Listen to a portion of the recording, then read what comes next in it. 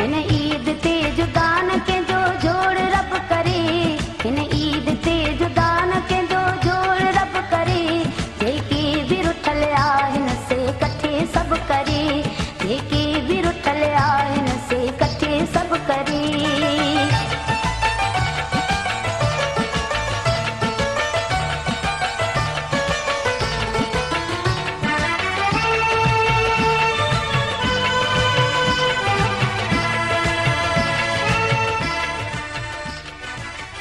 मौसीकी शायद आवाज़ फौजिया सुमरो ऐं शायरी आहे खमीसे चंदे जी।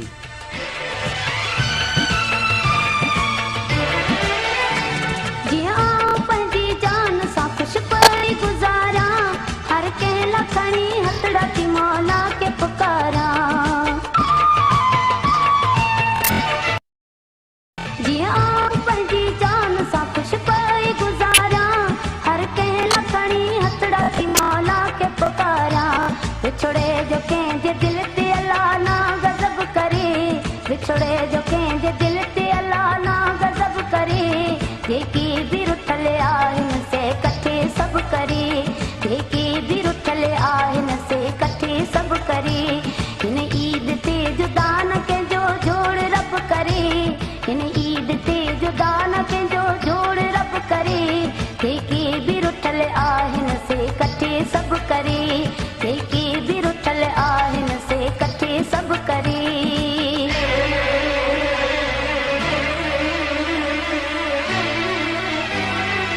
I love you एमएच जान।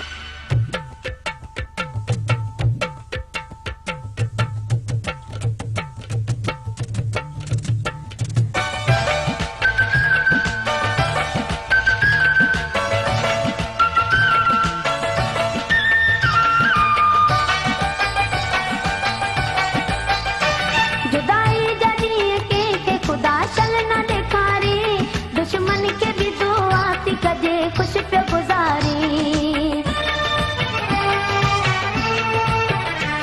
जुदाई जॾहिं कंहिंखे ख़ुदा शल न ॾेखारे, दुश्मन खे बि दुआ थी कजे ख़ुशि पियो गुज़ारे। रोअंदा हूंदा हज़ार इन्ही सबब करे, रोअंदा हूंदा हज़ार इन्ही सबब करे, जेके बि रुठल आहिनि से कठे सभु करे, जेके बि रुठल आहिनि से कठे सभु करे। हिन ईद ते जुदा न कंहिंजो जोड़ रब करे, हिन ईद ते जुदा न कंहिंजो जोड़ रब करे, जेके बि रुठल आहिनि से कठे सभु करे, जेके बि रुठल आहिनि से कठे सभु करे।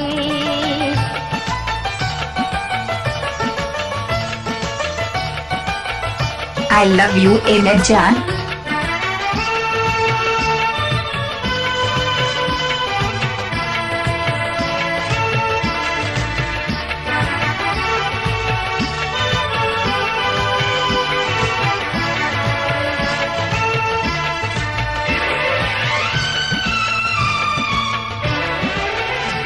हम सोच सबई जोड़ खुदा सलामत रखे, नफरत कदी दिल में रुगो मोहब्बत रखे।